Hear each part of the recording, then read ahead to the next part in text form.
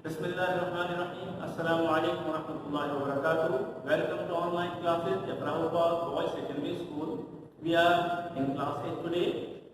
General Science, Unit number 1, Lecture number 6. इससे पहले 5 lectures में हमने आपको साइंस के बारे में और मुख्तलिफ यूनिट सिस्टम के बारे में और इसके साथ साथ लेंथ की कन्वर्जन के बारे में बताया था कि किस तरह से कन्वर्जन उसकी होती है। आज भी हम लेंथ के ही सिलसिले में लेंथ के बारे में आपको बताएंगे, लेकिन आज हमारा जो फोकस है वो बेसिकली 2 इंस्ट्रूमेंट्स के हवाले से है। एक को हम कहते हैं वर्नियर कैलिपर्स और दूसरा हमारे पास है स्क्रू गेज। सबसे पहले तो आप ये समझ लीजिए कि वर्नियर कैलिपर्स क्या होता है, कब इस्तेमाल होता है और कितनी इसकी एक्यूरेसी होती है। हम आपको बताते हैं वर्नियर कैलिपर किसे कहते हैं। बुनियादी तौर पे ये एक इंस्ट्रूमेंट जो वर्नियर कैलिपर्स कहलाता है, इसके 2 जॉज होते हैं। ये 2 जॉज क्लोज भी हो जाते हैं और मूव करके इसको ओपन भी किया जा सकता है। और जब कभी किसी लेंथ को फाइंड आउट करना, किसी की चीज की लेंथ फाइंड आउट करनी हो तो हम इसके जॉज में इसको ग्रिप करते हैं और फिर उसके बाद इसमें 2 स्केल पाए जाते हैं। 2 स्केल पाए जाते हैं। एक स्केल तो ये है जो जिसको मैं पॉइंट आउट कर रहा हूं, ये मेन स्केल कहलाता है। ये पूरा यहां से लेके और लास्ट तक ये मेन स्केल है।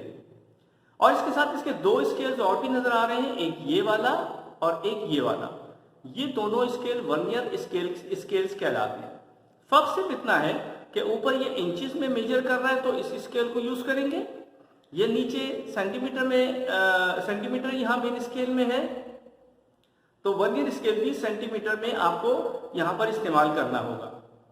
इसके अलावा आप ये भी देख रहे हैं कि इसके ऊपर यहाँ पे 2 और नेल सी निकली हुई है। इसको भी हम यानी कैलिपर्स ही कहते हैं इसको। ये कैलिपर बेसिकली इनसाइड डायमीटर वगैरह फाइंड आउट करने के लिए इस्तेमाल किया जाता है। जबकि आप देख रहे हैं कि इसकी एक टेल भी यहाँ पर निकली हुई है, ये वाली।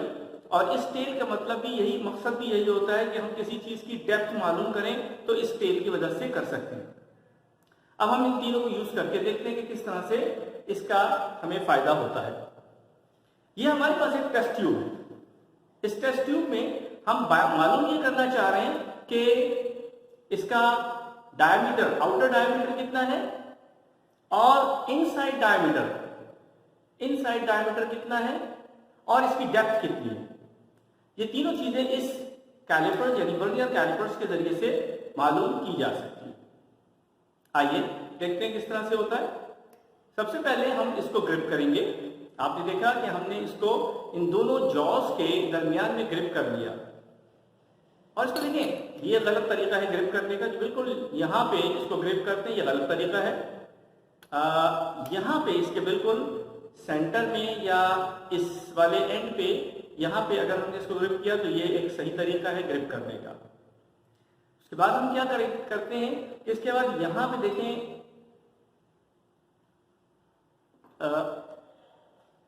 ये एक स्टॉपर लगा हुआ है। ठीक है, ये स्टॉपर या फिक्सर ये करता है कि जो जॉज यहां पर अभी सेट हो गए, अब ये हिलेंगे नहीं अगर हम इसको थोड़ा सा टाइट कर देते हैं। अब हम जब इसकी मेजरमेंट करते हैं तो हमें पता ये चलता है कि इसकी मेजरमेंट आ रही है 1.6 सेंटीमीटर। इसका मतलब क्या हुआ? इसका मतलब ये हुआ कि इसका जो आउटर, इस टेस्ट ट्यूब का आउटर डायमीटर जो है 1.6 सेंटीमीटर है। हमारे पास एक टेस्ट ट्यूब थी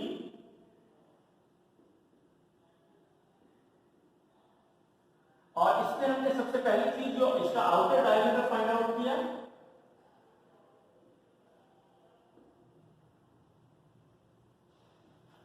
आउटर डायमीटर हमारे पास आया 1.6 सेंटीमीटर। और दूसरे नंबर पे हमने इसका इनर डायमीटर मालूम करना है।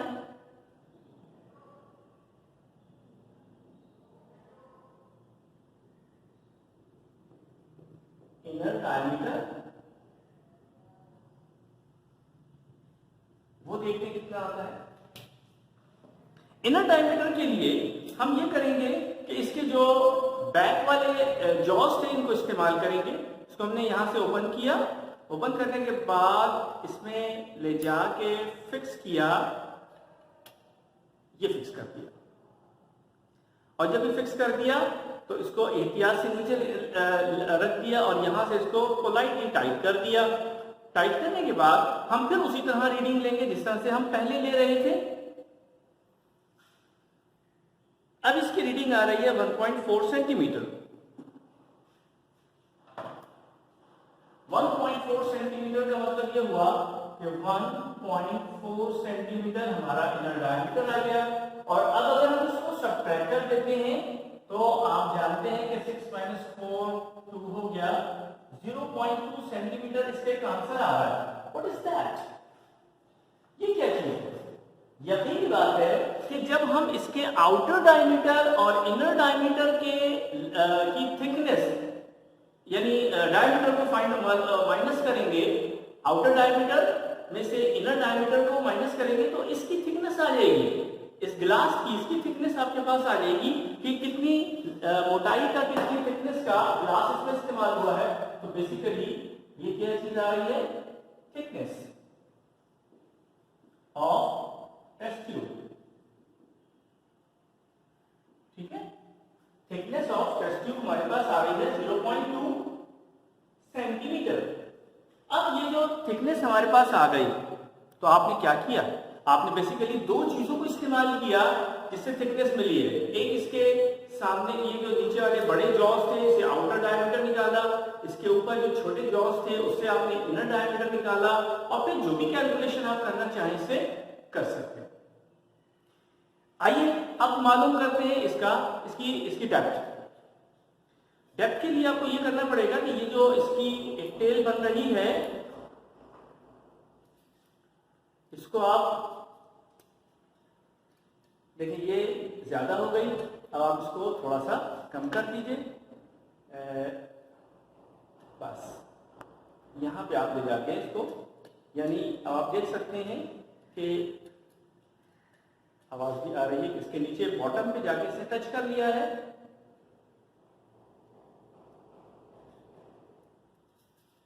ये टच किया।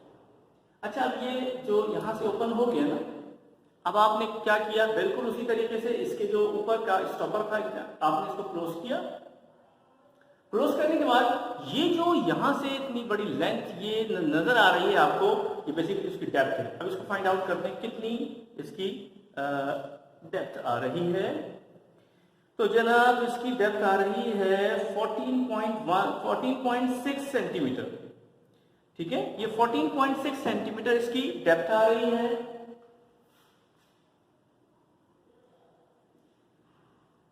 Depth of test tube is equal to 14 कितना था?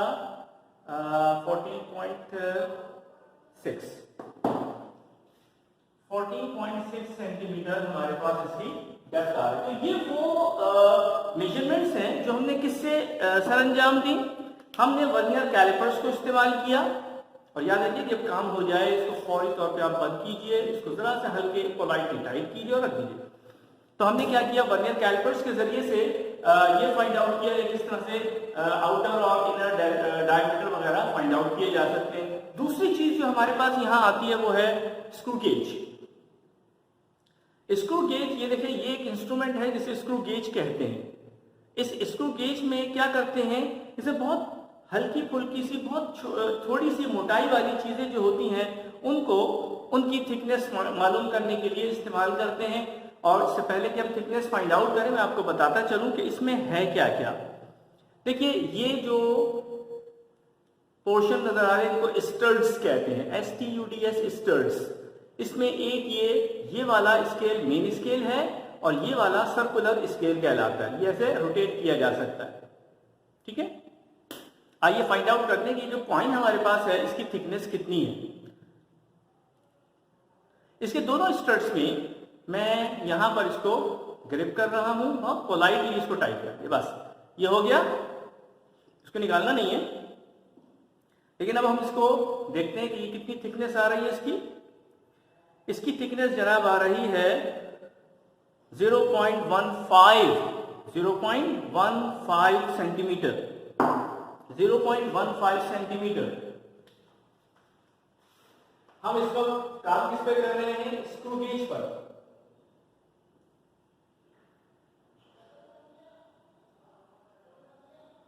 थिकनेस ऑफ पॉइंट हमने कितना निकाला? 0.15 सेंटीमीटर।